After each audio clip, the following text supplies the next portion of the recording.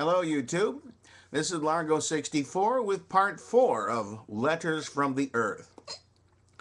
To begin with the last paragraph of the last section, um, by this time you will have noticed that the human being's heaven has been thought out and constructed upon an absolute definite plan. And that plan is that it shall contain in labored detail each and every imaginable thing that is repulsive to a man, and not a single thing he likes. Very well. The further we proceed, the more will this curious fact be apparent. Make a note of it. In man's heaven, there are no exercises for the intellect, nothing for it to live upon.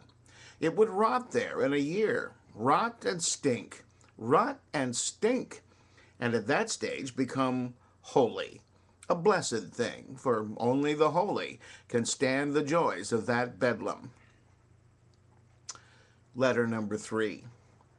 You have noticed that the human being is a curiosity. In times past he has had, and worn out and flung away, hundreds and hundreds of religions.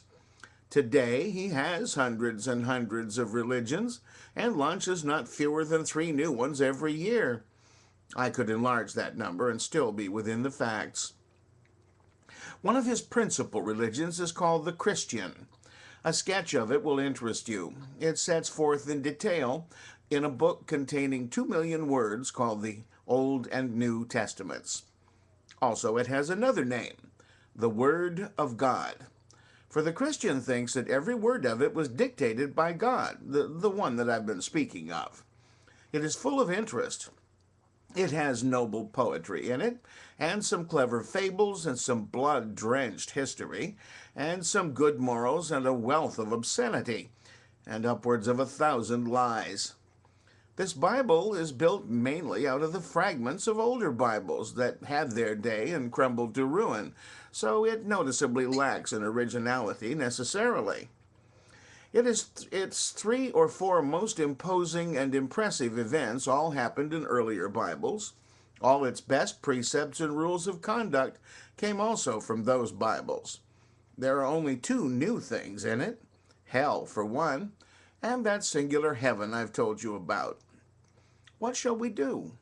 If we believe with these people that their God invented these cruel things, we slander him. If we believe that these people invented them themselves, we slander them. It is an unpleasant dilemma in either case, for neither of these parties has done us any harm.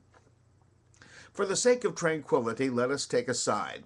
Let us join forces with the people and put the whole ungracious burden upon him, heaven, hell, Bible, and all.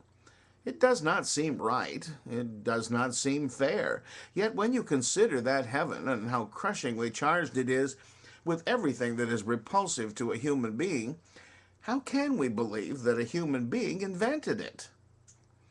And when I come to tell you about hell, the strain will be greater still, and you will be likely to say, no, a man could not provide that place, either for himself or anybody else. He simply couldn't. That innocent Bible tells about the creation.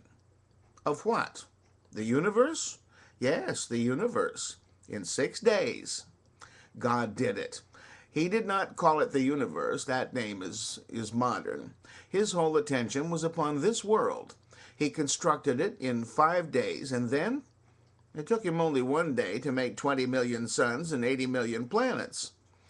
What were they for, according to this idea? To furnish light for this little toy world.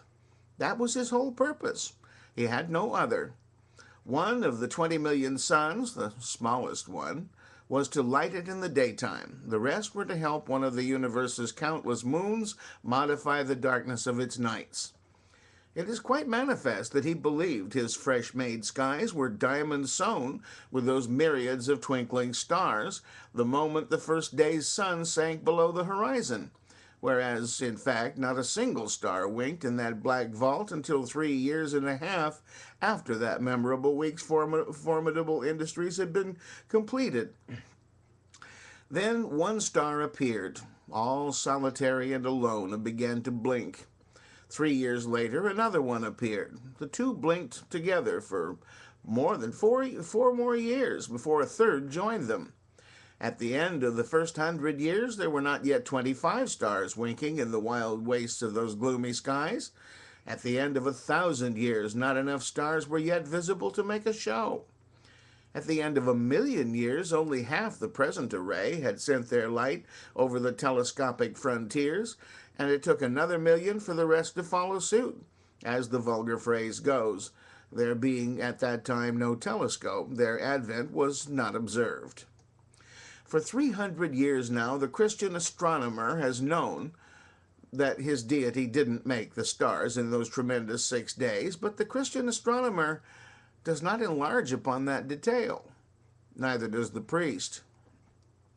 In his book, God is eloquent in his praises of his mighty works and calls them by the largest names he can find, thus indicating that he has a strong and just admiration of magnitudes.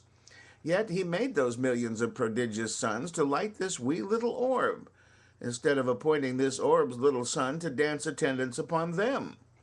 He mentions Arcturus in his book. You remember Arcturus. We went there once. It is one of the Earth's night lamps. That giant globe, which is 50,000 times as large as the Earth's sun, and compares with it as a melon compares with a cathedral. However, the Sunday school still teaches the child that Arcturus was created to help light this earth, and the child grows up and continues to believe it long after he has found out that the probabilities are against its being so. According to the book and its servants, the universe is only 6,000 years old. It is only within the last 100 years that studious inquiring minds have found out that it is nearer 100 million. During the 6 days, God created man and the other animals. He made a man and a woman and placed them in a pleasant garden, along with the other creatures. They all lived together there in harmony and contentment and blooming youth for some time. Then trouble came. God had warned the man and the woman that they must not eat the fruit of a certain tree. And he added the most strange remark.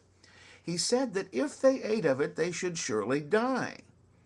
Strange, for the reason that inasmuch as they had never seen a sample of death, they could not possibly know what he meant. Neither would he nor any other god have been able to make those ignorant children understand what was meant without furnishing a sample. The mere word could have no meaning for them, any more than it would have for an infant of days.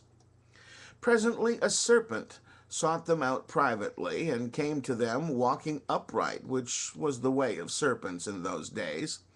The serpent said the forbidden fruit would store their vacant minds with knowledge.